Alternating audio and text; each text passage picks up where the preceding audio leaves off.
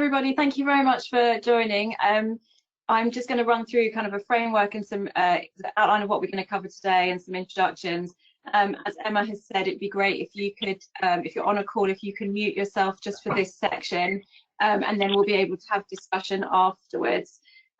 So first of all, just in terms of introductions, obviously we have Emma, who I'm sure you're familiar with, who manages the network and is also looking after and providing support to me for the technology for today. I'm Jenny Holmes. I'm an HR research consultant for IES. I joined in January. I have about 20 years worth of experience in management and HR as a practitioner within the NHS, within banking and within further education, as well as having worked as an independent HR consultant looking after very small organisations. And my role prior to joining IES in January was as a diversity specialist for over 5 years. And as part of that role, I became an advanced HE Athena Swan panelist, which I will cover in a bit more detail further into the presentation. Obviously, as participants, we have all of you, members of the IES HR network. Thank you again for signing up and for completing the survey that we sent out. It's been really useful, and I hope you'll find it interesting to see what the findings were. I'm hoping this will be a short and reasonably practical presentation, and then there's going to be the survey feedback, and then, as Emma said, there'll be discussion, and the first sections are going to be recorded, but the discussion won't be, so that we can maintain those Chatham House rules that I think is standard for IES for webinars. I just wanted to mention that obviously these are sensitive topics. I'm not expecting us to touch on anything that will cause any particular controversy, and I'm sure it probably doesn't need to be said in this environment, but just it's always worth saying, that obviously we are expecting a kind of a respectful tone, because some of the topics are things that people feel very strongly about, although, as I said, I'm not expecting to veer into anything particularly controversial. And as I said, I'm hoping that this will be a sort of a practical outline of possible steps that can be taken deciding what to do about diversity within your organisation and how to create an action plan. And there are links to some further information as the back of these slides, which I know Emma has sent to some of you already, but I think will probably go out to all of you in the afterwards. And if not, just email me. My details are at the end of the presentation. Now, I don't know how everyone else finds all of these webinars, but I actually find seeing myself extremely distracting. So I'm going to switch my own camera off now, and I'll put it back on again for the discussion, just so that I can concentrate on the slides and the content. So, nope. So there are obviously multiple reasons why we individually choose to work in this field, the field of diversity and inclusion, and also why our organisations want to support it. I thought it was useful to kind of give a list of possible drivers, and it may be that several of these apply to you, or all of them to some extent, but I think it's important to try and help identify which ones are most important to you and to your organisation, because it helps. Given that we are all working within time and budget constraints, it helps to make some choices about where we should take action. So the moral imperative, this is maybe something that people feel very strongly about as a reason why we might wish to have greater inclusion. Obviously, there are news stories, and in particular at the moment, those are all around ethnicity, around the murder of George Floyd, around Black Lives Matters, around COVID-19, which has also had a link to ethnicity. That's a thing that can change the emphasis and can change some of these other parts. So it can change the business imperative when a particular news story gains traction. It can also change the employee feedback that you might be getting. And obviously we're aware of legislation and government drivers that push particular organisations to need to take certain action. There are also supply chain management requirements, which I think, having had a glance through the list of people taking part in this presentation, is probably not such a strong issue, but is one to be aware of. You may also find pressure from your customers or from your board, but one of the other reasons that people do this is because of wanting to have a high quality workplace, wanting to provide a place where everyone can thrive. And I think it's really useful to just think through those drivers to understand which ones are the most important to you. The framework that I'm going to talk through is actually one that's based on an advanced HE board process. But I think it's worth saying that obviously there is legislation that underpins the diversity and inclusion work that we do. Obviously there are certain characteristics that are protected, and clearly that makes a difference as to what kind of work, where we focus our efforts and our energies. But it does obviously go much, much broader than that. And you probably will have seen in the survey that we asked about socioeconomic background, we asked about caring responsibilities. Those are clearly not protected characteristics, but they are very important in terms of that idea about creating a workplace where everyone can thrive. And they are gaining, I think, more and more traction within the workplace and within this discussion, although they're not strictly covered. Obviously, they're not strictly covered by the legislation. So the choice that you make in terms of which bits that you wish to focus on, which kind of framework you want to adopt, are obviously going to depend on the drivers that you've identified as being most important for your organisation. Just as an outline, the Advanced HE Charter, it's an award scheme that exists within higher education, and they have two main awards: the Gender Equality Award and the Race Equality Award. The Advanced HE Gender Equality Award is also known as the Athena Swan Award, which prior to May 2015 was very strongly around encouraging women within science, and that's its origin. However, it's moved on, and since May 2015 it's actually aspiring to gender equality.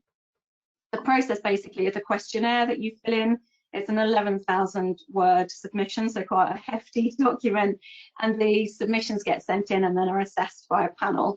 And as I mentioned, I've worked as one of those panelists. So you read a number of these submissions and you make a judgment as to whether or not you think they are achieving a standard in order to gain an award, which is a bronze, silver, gold model.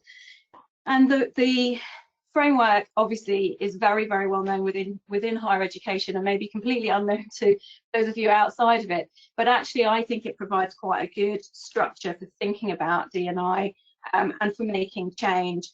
And even though obviously you wouldn't be eligible to apply for the award, I think it's a useful way of framing your thought process and creating an action plan. So the links at the bottom of the slide, the first one is just to the Equality Charter information. It gives you the award questionnaire, which I think if you were to start your process by having a look at that questionnaire and thinking about whether you have the data or policies in place to answer the questions, would just be a really useful thing to do, even obviously if you're outside of education yourself. And the second link is actually to the documents that I produced. I used to work at Brighton Sussex Medical School. That was where I was in the diversity role, and we were awarded a bronze award and then a silver award. And so those documents are there, which might be useful if you want to see how this award framework can be translated into work that particular organisations have done. The basic steps of the process are to establish a working group, to assess your status by collecting data, to devise an action plan based on that data, monitor those results, and then basically keep running through this process iteratively to improve the equality and diversity in your workplace. So the first stage is a working group, and I think if you are thinking about embarking on this and you want to set up a working group, there are things that are worth considering. They would be that you have senior participation within this group, both in order to champion your agenda, but also to make sure that the changes that you need to make have got that senior support and are more likely to be successful. To think about whether your working group is representative of your organisation currently, but also to think about whether it's representative of your aspiration. And to think about concept of insiders and outsiders, it's talked about quite a bit in unconscious bias, about your in-group and your out-group. And I know that there is some controversy around unconscious bias in itself, but I think it's useful to think about, to stay alert to who isn't taking part and who is staying silent, who you are naturally engaging with and who you aren't, just to try and make sure that your working group is as representative as it possibly can be. Obviously, look at your existing employee pool to think about that representation of your organisation.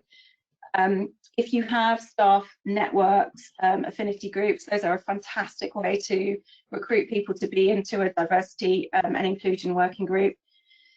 Then other considerations would be around thinking about whether everybody in the working group needs to have volunteered or whether they can be nominated, whether there are people in particular roles. So you would obviously typically see someone in an HR, D&I type role. It would be a role requirement that they sit on a working group, but then you may choose different structures depending on what suits your organisation as to who should be involved.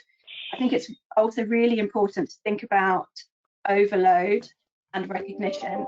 So one of the things that gets talked about quite a lot within the Athena Swan process is that typically these groups are very female heavy, because that's the group that tends to want to be making change, and those individuals can pay a price themselves in their own career progression for taking on the citizenship role.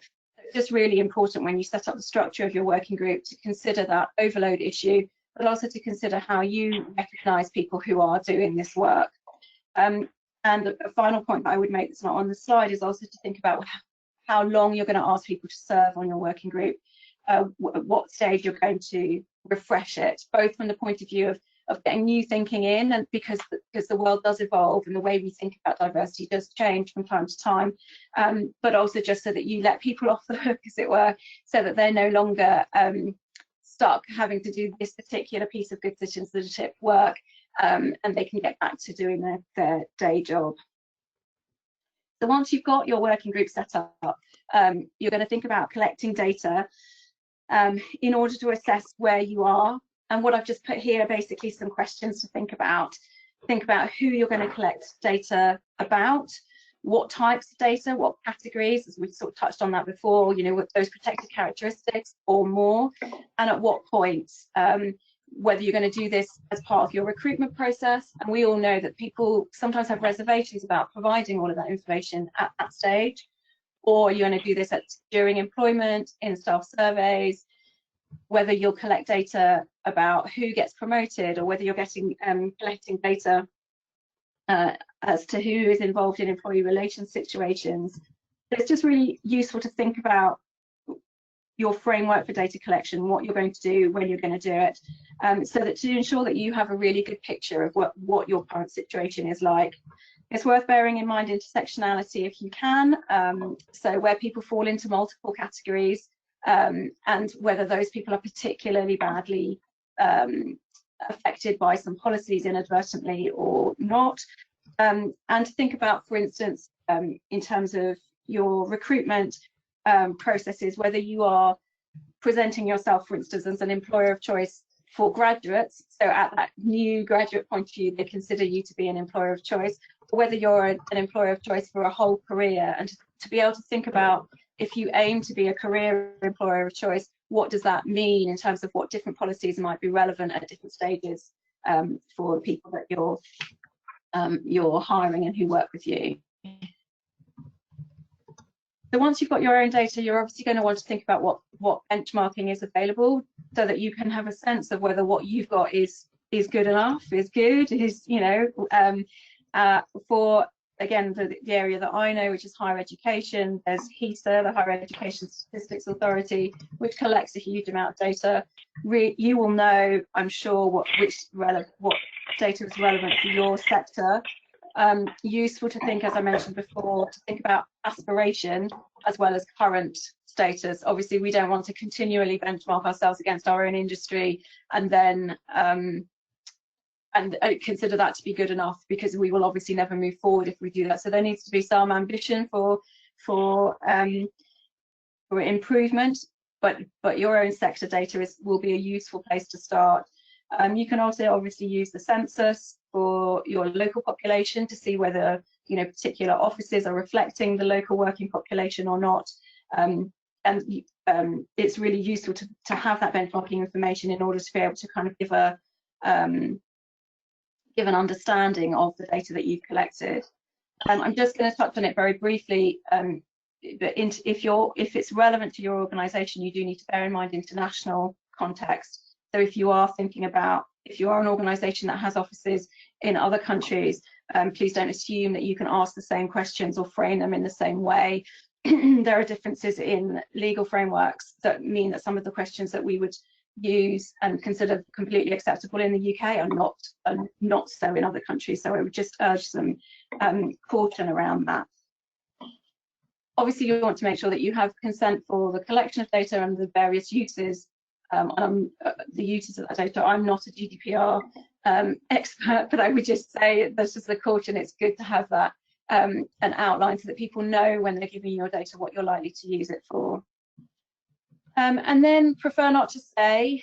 So I certainly, as a practitioner, have been in situations where really sizable chunks, 20%, for instance, of the workforce have not provided information. It's very common. It's difficult to do anything about at that stage, but it's just something to be very aware of, and something to think about whether what you're seeing is what's called a non-response bias. So whether you're seeing is particular groups taking themselves out of the declaration. So those are particular groups who may feel like it's not safe for them to declare their status, and that's why you're seeing non-response. Can be just people don't want to fill in the form, they haven't done it. It can be nothing more than that, but just something to bear in mind. So if you have reason to believe that you have greater diversity, but when you look at the actual stats that are being collected, you're not seeing that, it may be that there are particular groups who are feeling concerned about filling in your surveys. And that leads me on to the point about considering a campaign to collect more. So there are lots of information, and one of the links at the end of the slide is around Stonewall guidance about how to approach this, how to present what you want to collect, why you want to collect it, and what you're going to do with it. And I would really recommend, if you're going to go down the route of collecting more data, to make sure that you have consulted with those people who are within your employee pool, who fit into maybe the less well represented categories, just to make sure that the information that they provide is the information that you're asking for is acceptable and suitable, and is responding to the concerns that maybe they have. Having said all of that about data, I would also say that you don't actually have to have all the data before you do anything. It's obviously possible to take action without, and also just to be aware that you can find yourself in a trap of only finding data that confirms what you already know. So if you decide to do kind of partial data collection because you have an inkling about a problem in some way, it may well be that that's what you then find.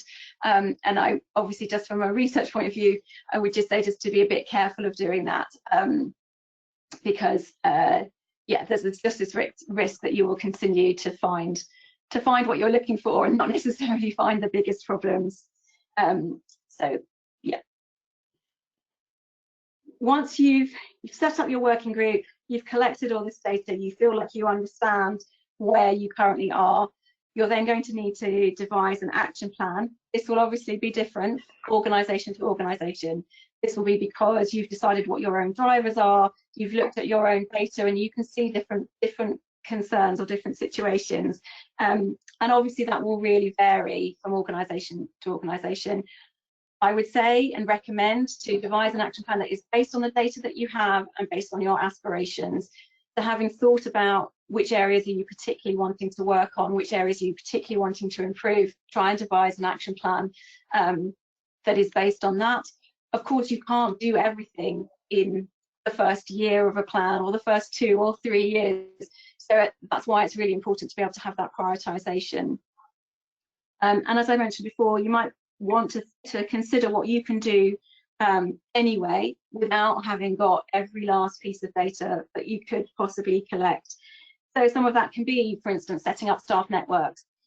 They don't have to be there to kind of fix a problem as such. They can just be a really good thing to have in your workplace. So those things, you can do that without having data that proves that you need it.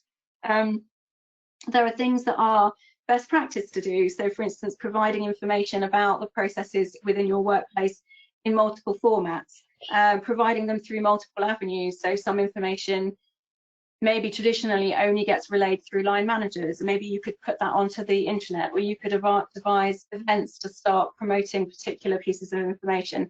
All of those things you can do, and they will improve the D&I of your workplace without needing all the data to justify exactly which ones that you do.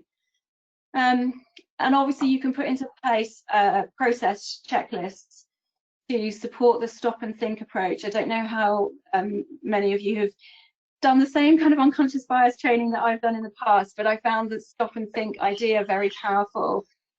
This idea that most of us don't intend to do the wrong thing. We don't intend to discriminate. And what we need are processes that enable us to stop and slow down and move into kind of conscious process-based thought. And that's when we make decisions that we can justify. We make decisions that are that step away from maybe our unconscious bias. So obviously we've talked about how important recruitment is. So you can train recruiters, you can provide process paperwork that helps people to move into that kind of stop and think mode, rather than into just kind of gut reactions to situations. One of the things that I think is interesting is the Royal Society, which other people may have already come across. They have a briefing document and a small short animation about unconscious bias. And I believe it's certainly still up on their website. They actually go through this briefing document. They send it out before meetings and before recruitment events, so that people are reminded of the risks of unconscious bias. And I think it comes with a few action points, and the one that for me is the most powerful is it makes the point that it's easier for us to see bias in other people than it is for us to see it in ourselves, and that we should therefore be prepared to call it out in others. And I think just having that reminder at the beginning of a process that the organisation wants us to be helping each other to behave outside of our unconscious and to behave more thoughtfully, I think is really powerful and really useful. The next bit of the presentation I wanted to show you was just a worked example of an aspect that we changed when I was working for the medical school as part of this Athena Swan process. And I think it gives an idea of how this process of establishing a working group, collecting your data, and then devising an action plan, how it can work in something very specific. So we chose to look at promotion because our data has shown that although as an institution we had good gender split, so we were, I think, 49% female staff, which looks fine, but when we drilled down into it to see where those staff were, there was actually, as you probably are familiar with, a relatively big disparity between the female percentage at senior levels and female percentage at more junior levels. So we'd run the staff survey, and we ran a staff survey every single year with as many of the same questions each year as possible. The staff survey in 2014, which was the first year that we ran it, we asked people to respond to this question: I understand the promotion process. We were really surprised by the response that we got, which is that 20% of our male respondents disagreed, but over half of our female respondents disagreed that they understood the promotion process. And when you see that as a staff survey result, obviously you realise you have to take some action at that point. I still don't really understand why the response was so different. The information about the promotion process was available on the internet. We believed it was being provided in a sort of neutral way that everybody could access. But very clearly, that 2014 staff survey showed that it wasn't the case. So what we did was set up an annual promotion workshop, which continues to run every single year, presented by very senior faculty, to talk about what the promotion process is, how it works. And we also had a kind of a personal experience slot, so a recently promoted academic who spoke about their information. We ran that every single year in the same week of term, every single year, and we were able to track a number of different pieces of data. And one of the things that I would say when you're putting together an action plan and you're thinking about what to track is to think about the level of impact that you are showing with the data that you've chosen, with the measure that you've chosen. Now, we're all very familiar, I'm sure, with the idea that some measures are extremely easy to collect, and unfortunately some are much harder to collect, but they also sadly seems to correlate that the easiest ones to collect are often the lowest impact. So participation in the workshop, just a simple count of how many people turned up to this workshop every year was obviously very easy information to collect, and that certainly shows an increasing awareness. We continued to ask that survey question, and in 2017 we were really pleased that 73% of our respondents then said that they did agree that they understood the promotion process, and that was across both across all genders. So that was a change in attitude, in that people were very clearly being able to see a progression, or we were able to demonstrate a progression from the work that we were doing. And then finally, we actually also saw a change in applications for promotion and a change in the success rate. So admittedly, from a very low base, our rate of application for promotion doubled for female academics over that same 3-year period. And I think one of the things that's useful about deciding on the data that you're going to collect and the data that you're going to use to track your actions is to think about that 3-step of awareness, and then attitude, and then action, because that's really important to see how effective the actions that you're taking are. I just wanted to note that the promotion workshops were not advertised as being for female staff only. We advertised them as being available to all. I felt very strongly that that was best practice. But in reality, certainly in the first 2 years, they were very gendered in attendance. So it was very strongly female staff coming to the events. In the last few years, that balance has changed, and now it is something that nearly lots and lots of different staff come to. But I just thought that was quite interesting, and I think it's something to think through in terms of the events that you're putting on, whether you want to badge them as exclusive or not. And also just to say that you can achieve multiple purposes with one event. So this promotion process was an information giving session, really useful for the people who attended, but we were also very careful about who we chose to be that personal experience. And we did choose only female academics for that choice. We wanted to make the point that lots of female academics did apply and were successful, and we wanted to raise the profile both of those people who had recently achieved promotion, but also to kind of set that expectation within the audience at the workshop that this was something that was a reality and that they could aspire to it. I think it's useful to think about, I guess because we're all constrained with time and budgets and things, to think about whether the events that you're putting on can serve multiple purposes.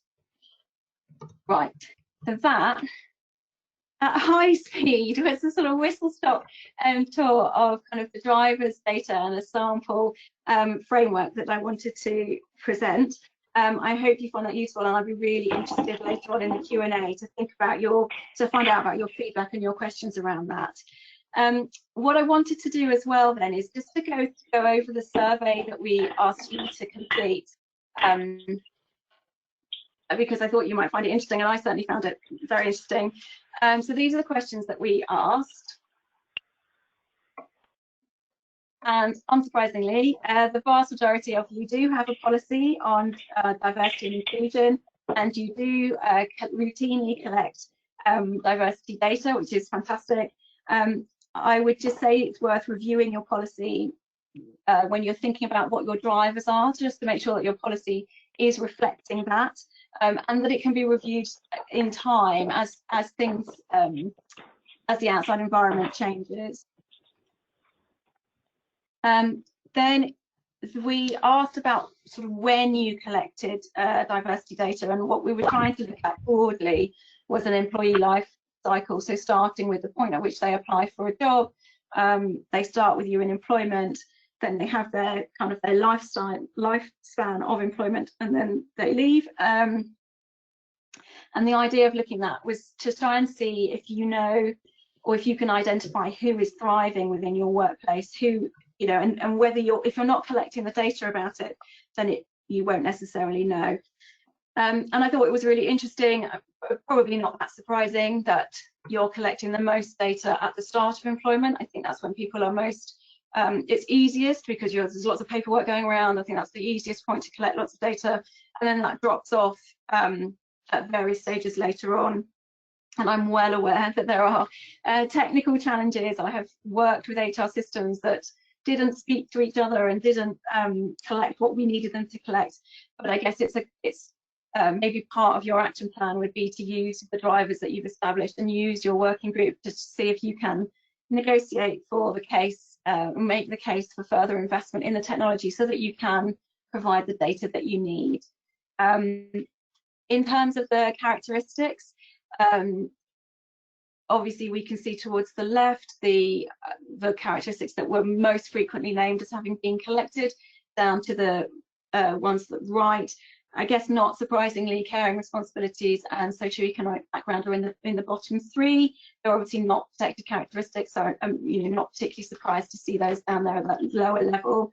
And equally, I think we're probably not surprised to see disability at the top, because of a process of being able to offer reasonable adjustments. I think that's one that people very regularly do collect. Just wanted to say, in relation to socioeconomic background, the Social Mobility Commission, which is linked in the data at the end, does have a toolkit for employers. If you haven't come across it before, it gives you some questions that you can ask, which are useful if you wanted to start collecting data in that area. And then the final bit of the survey was just we asked you what your top 3 priorities were, and obviously ethnicity came out very high.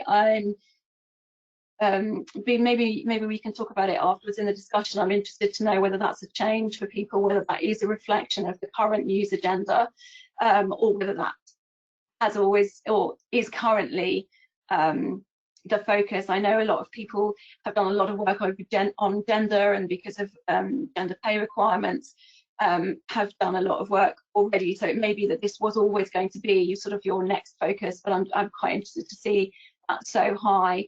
And then general inclusion, this general desire to be a quality workplace, to be a workplace where people can thrive, where people do their best. And then we saw some other topics that had fewer mentions in terms of being top priorities. Right, so that was all that I was going to cover in terms of the survey findings and then the discussion. I don't know if we wanted to have a quick discussion about the survey findings now, or whether we want to go into the point where we stop recording. Emma, do you have any advice on that? Well, I think it would be good to open up any discussion, because we've got a lot of people who haven't been able yet to, or haven't been able to attend for one reason or another. So it would be useful if people do have any comments that they don't mind sharing for the purpose of the recording, that we could open that up so that we can share that. But if people would rather, we can move straight into the Q&A session, which would operate under the Chatham House rule. I have actually unmuted everybody, but if you previously muted yourself, you will need to unmute yourself as well.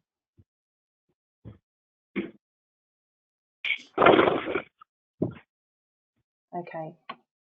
Just a question in the chat from Karen about the organisation with the video. That's the Royal Society. There's a link on the last slide, which does a short animation about unconscious bias, and then has this document that they read out. But I can email it to you directly as well.